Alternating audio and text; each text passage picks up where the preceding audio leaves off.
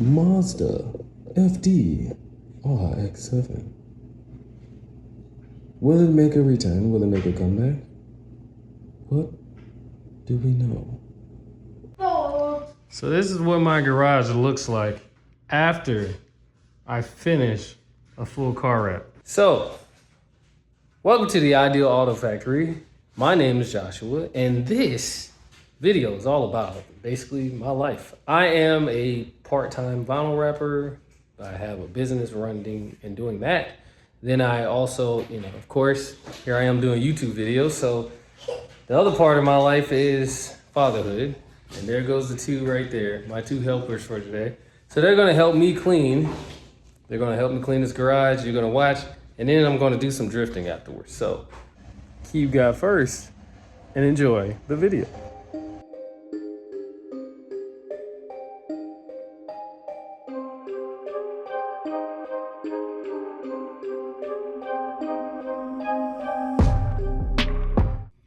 All right, it's all clean now. So now that that's over, I wanted to show you all the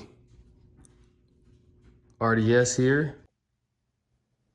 So here is my REDCAT RDS, and it is officially bingo wasp swapped. There is the high battery mount. There's also shock towers. Change those out for the bingo ones there. Still on the stock ball cups there, but you can see there, they're doing their thing, but look at that. Plenty of oscillation, both front and rear. Again, stock diffuser back there too. So overall, a great fit. And everything just swapped over, nothing was complicated there. Again, another great product from Bingo RC Designs. You see that rear shock tower just streamlined a little bit more over the stock one. There goes the rear. Although I remember there being a way you can put the ESC wires through there on the old shock tower, but this one's just I like it. It's a lot more streamlined, it just looks better as a design overall. Like some thought was put into this. So if you're looking to kind of take your REDCAT RDS and make it look a lot more serious as a drift car, definitely go with the Bingo RC Designs carbon fiber conversion here. You can see the battery tray. Of course, I went with the high mount, but if you look right there, there's holes to pretty much mount it as far back as possible. And then of course you can use the Bingo battery tray as well, and then shift that battery where you want to instead of it being smack dab in the middle of the chassis. So let me go ahead and get the body on, and let's go ahead and do some drifting.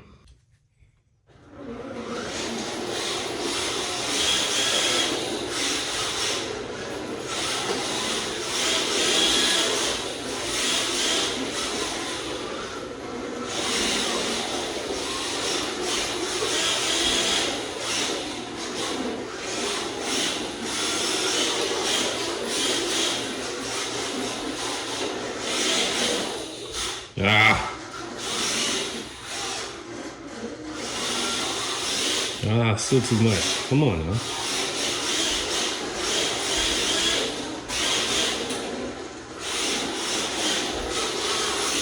Okay.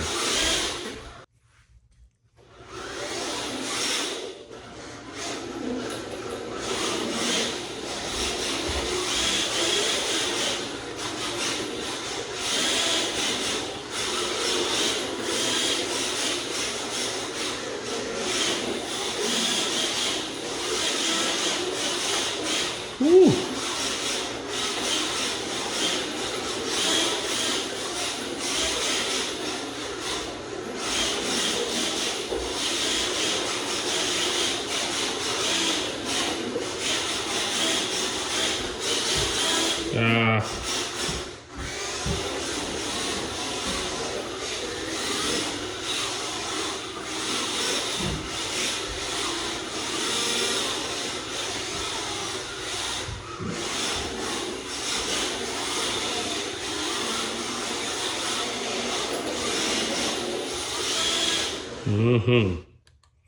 So if you haven't already figured it out, I'm gyroless drifting here. Yeah. And it is definitely a fun thing to do. Right now I'm turning my EPA up here to about 60. Other than that, everything else is the same. Yeah, my EPA is all off because I didn't care about making it equal. It steers full lock left, full lock right. Now, ooh, focus again. What happened to the focus? Oh, it's the light, that's right. So, in my settings here, nothing is different other than that throttle curve. And yeah, it's been about, I don't know, maybe I got like 10 hours of drifting on gyroless. The biggest hurdle was setting up my car. Yeah, I can't remember what the REDCAT stuff was, but that's a like 21 or 18 pinion on a 84 spur or 88. I can't remember. It's stock. So the stock spur and a like 19 or 20, and I'm on 65% throttle. Max.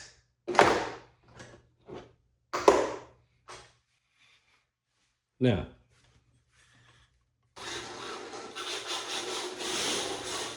what I like about gyroless, first and foremost, you feel everything in the car.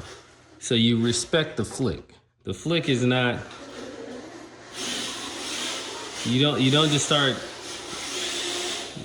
do whatever to get the car going sideways. It's a calculated move between your right hand and your left hand, how much you turn to get it to start drifting.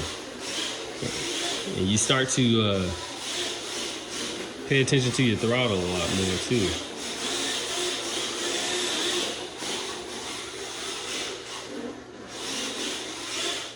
Let me show you what my hands are doing here. How do you see both?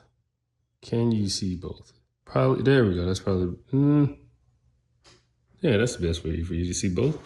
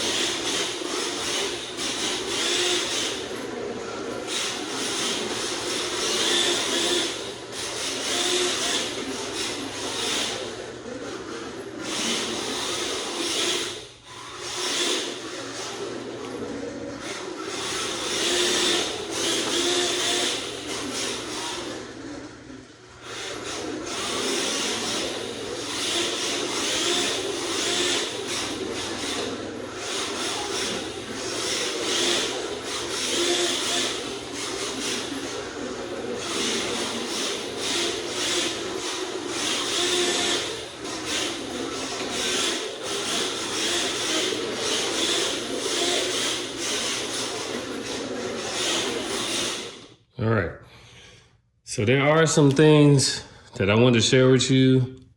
So I kind of already showed you what my remote settings are. So not much on changing your settings here. So let's go ahead and look at the car. So here's the setup.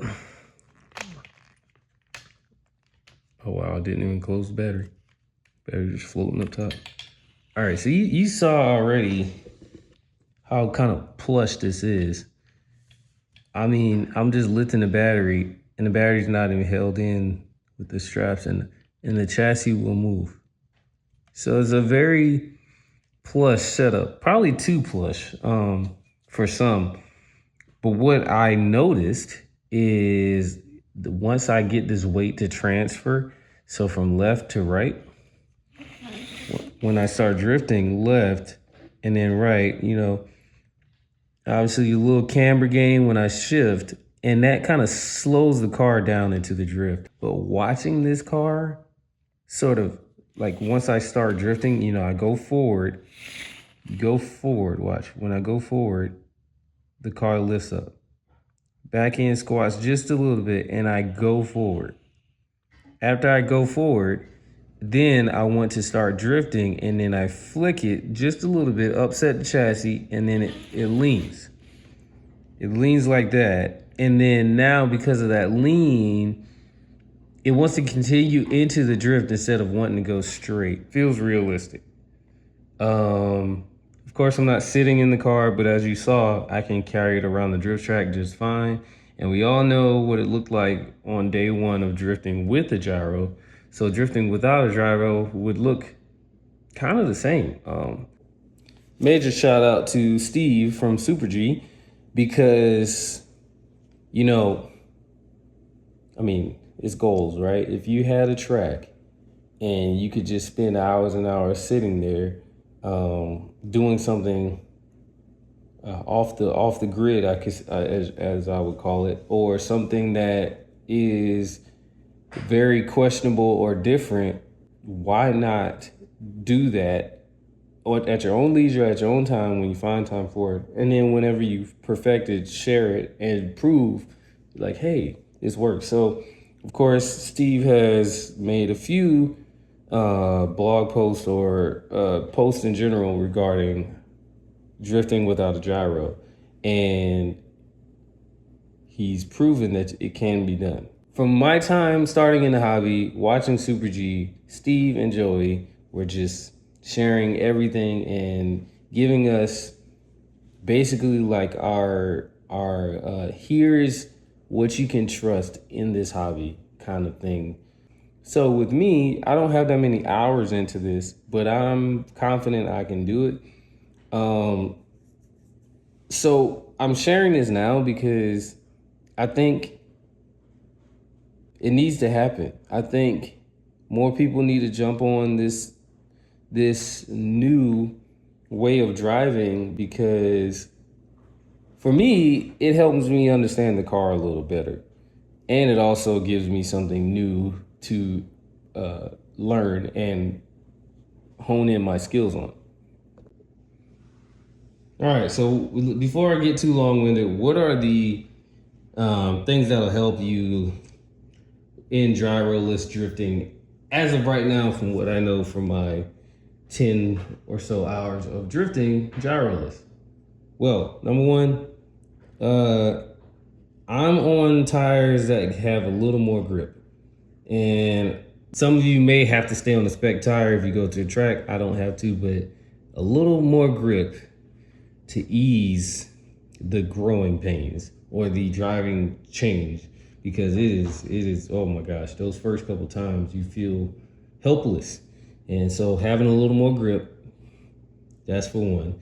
So grip, and then also changing up that front end. So that is about, I mean, that's like 2 or 3 degrees of toe out. I'm not really sure. It's way more toe out than I would use if I had a gyro.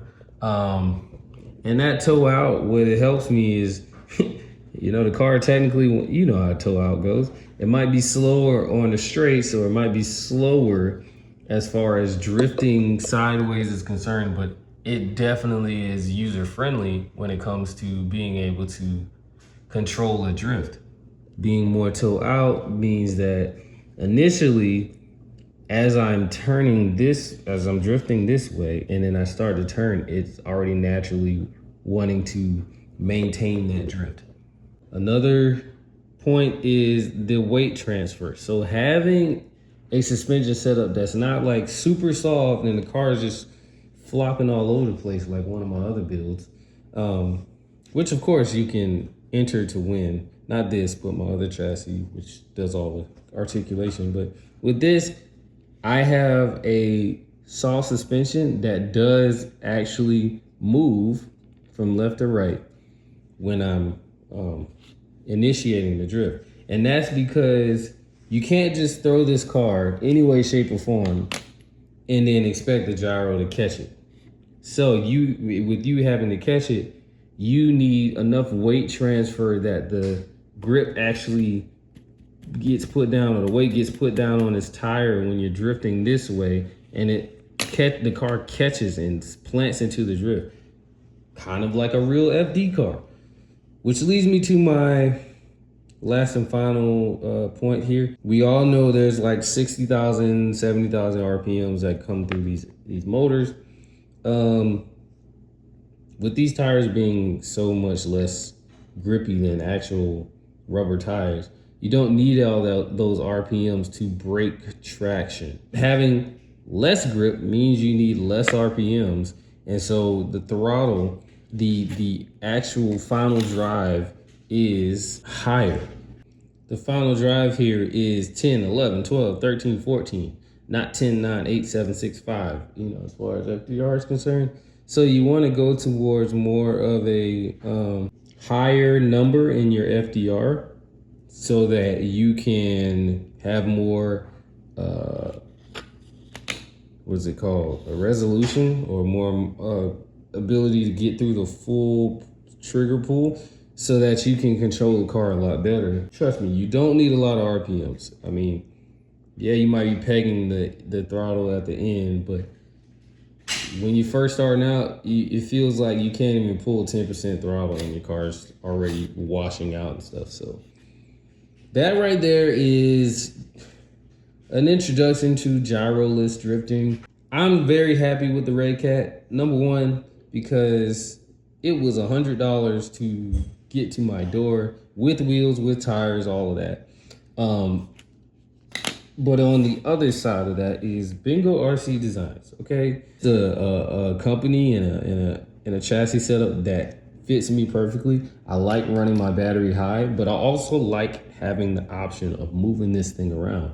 So, you know, I can drop it low or I can go further back. I like that. And overall, just this setup is going to, I'm going to enjoy what it offers me because of the value that's in it. And I'm gonna say this now before this video ends. If you want a YD2 and you like building, but you don't wanna spend the money for like SD3 and all of that stuff, get this REDCAT and put a little more time. And just, of course, if you watch my other video, you'll see I talk about the ball cups and I talk about the servo on Super G's site. There's a Rhino Racing ball stud and ball cup combo that you can buy, but you can do that combo with any of them. And this chassis is ready to go, and that is probably $175, and you have the equivalent to a Rhino Racing Shark because it's 4-gear trans and in a direct drive front end. So that's a Rhino Racing Shark right there for less than $300. I think it's less than $200.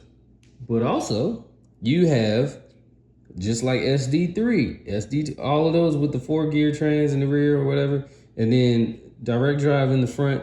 Look, the platform's there. REDCAT literally was strategic about it. You can mount any YD2 parts on this thing.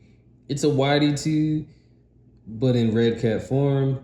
And if you don't know anything about drifting, it's a REDCAT, and they have all the parts laid out there for you to buy and just do whatever you want with. So it's the best of both worlds. Great platform.